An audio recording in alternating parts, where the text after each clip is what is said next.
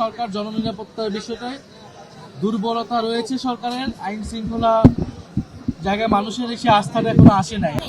14 December বুদ্ধিজীবী দিবস।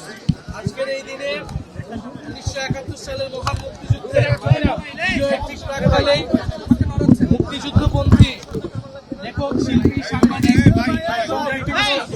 পেশার যারা স্বাধীনতাকামী ব্যক্তি রয়েছিলেন তাদেরকে পরিকল্পিতভাবে হত্যা করা হয় এবং বিজয়ের প্রাক্কালে বাংলাদেশের যারা চিন্তাশীল মানুষ ছিলেন, স্বাধীনতার পক্ষে ছিলেন, তাদেরকে হত্যা করা হয় যাতে বাংলাদেশ জাতি হিসেবে মর্যাদাশীল রাষ্ট্র হিসেবে দাঁড়াতে না পারে।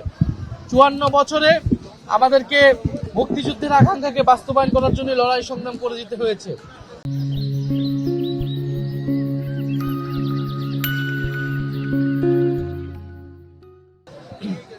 এবং 24-এর বিপ্লবের মধ্য দিয়ে আমাদেরকে সেই লড়াই এবং সেই আত্মত্যাগ আবারও করতে হয়েছে। বাংলাদেশের প্রতিটি লড়াই বুদ্ধিজীবীদের একটি শ্রেণী যেমন সবসময় পক্ষে ছিল, আবার অপর শ্রেণীর বিপক্ষে ছিল। আমরা দেখেছি এই আওয়ামী লীগের সময়ও আওয়ামীপন্থী কিছু বুদ্ধিজীবী, সুশীল কিছু বুদ্ধিজীবী, তারা বিভিন্ন নামে তারা আওয়ামী লীগের মতাদর্শ উৎপাদন করে গিয়েছে এবং ফ্যাসিবাদের পক্ষে সম্মতি তৈরি করেছে। এবং আমরা এই সময়ও সেটা দেখতে পাচ্ছি। 5ই আগস্টের পরেও বুদ্ধিজীবীর নাম করে 5ই আগস্টের বিরুদ্ধে, জুলাইয়ের বিপক্ষে এবং গণহত্যার পক্ষে সম্মতি তৈরি করে যাচ্ছে।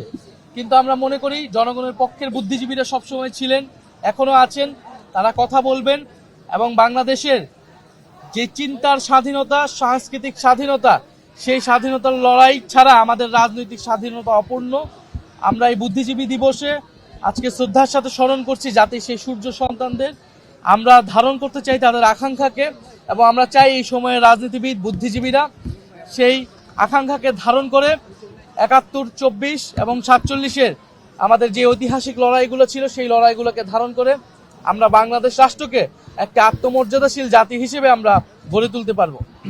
সরকার জননিরাপত্তার বিষয়টায় দুর্বলতা রয়েছে সরকারের, আইন শৃঙ্খলা জায়গায় মানুষের এসে আস্থাটা এখনো আসে নাই। এবং আমরা এখন যে দেখতে পাচ্ছি যে নির্বাচনকে বানচাল করার জন্য এবং গণ অভ্যুত্থানকে নস্যাৎ করার জন্য, গণ অভ্যুত্থানের যারা প্রতিচ্ছবি ছিল, যারা নায়ক ছিল, নেতা ছিল, যারা অংশগ্রহণকারী ছিল, তাদেরকে টার্গেট করে হত্যা করা হচ্ছে।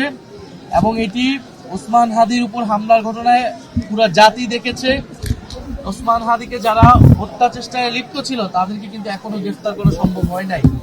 আমরা বলতে চাই অতি দ্রুত সময় তাদেরকে গ্রেফতার করে বিচারের আওতায় আনতে হবে। এবং এই পুরো পরিকল্পনার সাথে, এই আয়োজনের সাথে যারা জড়িত, প্রশাসন থেকে শুরু করে যারা সরকারের ভিতরে বাহিরে যারা নীল নকশা করছে, তাদেরকে চিহ্নিত করে গ্রেফতারের আওতায় আনতে হবে এবং আমাদের ফ্যাসিবাদ বিরোধী জাতীয় ঐক্য বজায় রাখতে হবে। আমরা দেখছি এই ঘটনাকে কেন্দ্র করে রাজনৈতিক দলগুলো একে অপরকে দোষারোপ করছে। আমরা মনে করি এই সময় আমাদেরকে এই জায়গা থেকে সরে এসে একটা ন্যূনতম একটা জাতীয় ঐক্য আমাদের মধ্যে রাখতে হবে। আমাদের মধ্যে বিভক্তি থাকলে ফ্যাসিস্ট শক্তি সেটা থেকে সবচেয়ে বেশি সুবিধা প্রাপ্ত হবে। তাহলে আমরা চাই যে নির্বাচনের সুষ্ঠু পরিবেশ বজায় রেখে আমরা এই যে গণতন্ত্রের যাত্রা, সেই যাত্রাকে অব্যাহত রাখতে চাই। ওকে,